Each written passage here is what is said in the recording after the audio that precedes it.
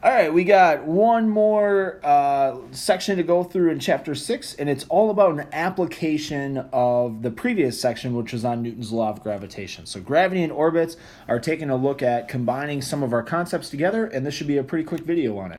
All right, so the first thing that we're going to take a look at is taking a look a little bit closer about gravity and orbits. And we've talked about this a little bit, but anything that's in orbit, such as this satellite over here, it's around some larger mass, and it has to have some velocity to keep it in orbit. And the thing that we talked about is that it doesn't have to have a critical velocity, but it has to have a specific velocity in order to maintain its radius. Too fast, too much velocity, and it flies away because the quote-unquote centrifugal force is too large. Too little velocity, and the gravitational force will win, and it'll crash into the planet.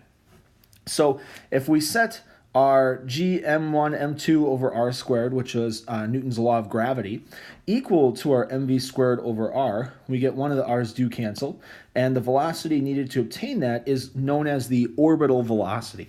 And that's an orbital velocity that's specific to any planet and the radius away from the center of the planet. So actually, I talked about this before, but the velocity to have an orbit before equaled the square root of gr, and I said, well, that doesn't really necessarily make sense, because if I increase the radius, that means I have to go faster. But actually, when I take into account Newton's law of gravity, the further away I am from the planet, the less the gravitational force, the slower I actually can go to maintain that orbit. So this is known as the orbital velocity.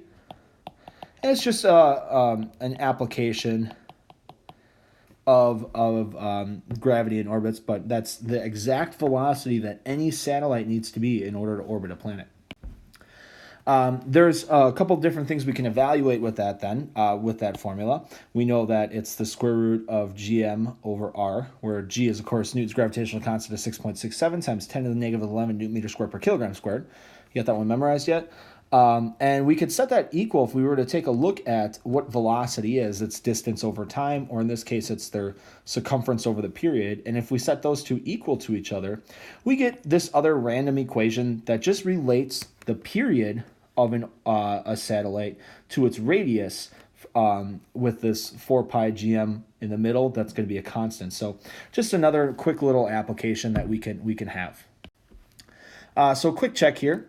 Two satellites have circular orbits with the same radius. Which has the higher velocity? So we just said that velocity is the square root of gm over r. And this mass is actually the mass of Earth. So actually, when I have two different satellites with different masses, they're going to have the same speed.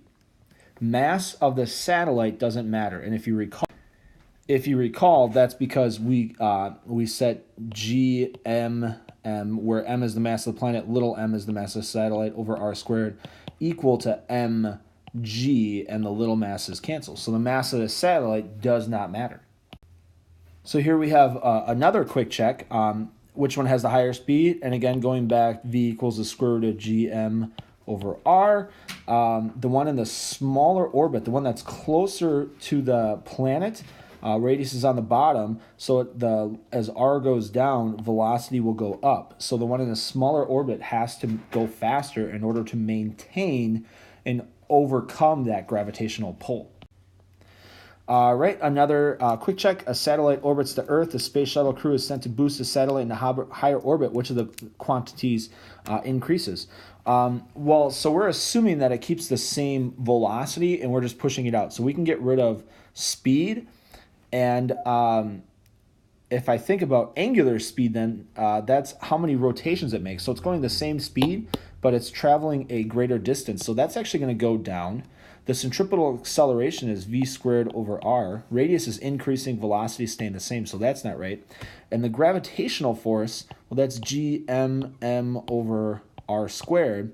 I'm increasing that, so that's actually I'm increasing the radius, so that's actually decreasing that as well. And the period is the only thing that is going to increase. It takes longer to go around if it's going a greater distance at the same speed. There is one quick application that I always like talking about with this, and that's this concept of geostationary orbit. And I talked about this in class, but many of the satellites that we use, they don't actually, they appear, I should say, to hover over one spot outside the Earth. So when you rely on satellite communications for things like TV, the satellite's not moving relative to us. So it's known as being in what's called a geostationary orbit. And a geostationary orbit means that it rotates simultaneously with the Earth. So the Earth takes 24 hours to go around. The satellite takes 24 hours to go around. So if I want to solve for how far away I need to put the satellite from the Earth, I can plug in a period of 24 hours, which is 8.64 times 10 to the 4 seconds, into this special case equation that I derived previously. And if I solve for the radius, I'm going to take the cube root of that. So that ends up right there. Plug everything in, and it's 4.22 times 10 to the 7th meters. So that's how far away from the center of the Earth. So then of course, I have to subtract the radius of the Earth from that to figure out its altitude. Astrophysicists do this so they know exactly where to place satellites in orbit, so that they're orbiting at the same velocity of Earth. So it's a pretty important application of gravity in orbits. But that actually does finish up Chapter 6 for us. So just a couple quick little applications, a couple quick little cool little formulas, and that's actually going to be it for dealing with Newton's law of gravitation and uniform circular motion. We will come back in second semester and we'll take a look at rotational motion, which is going to be a little bit different, but it has a lot of the same concepts that we talked about right now. But that's it for now. We'll see you in the next chapter.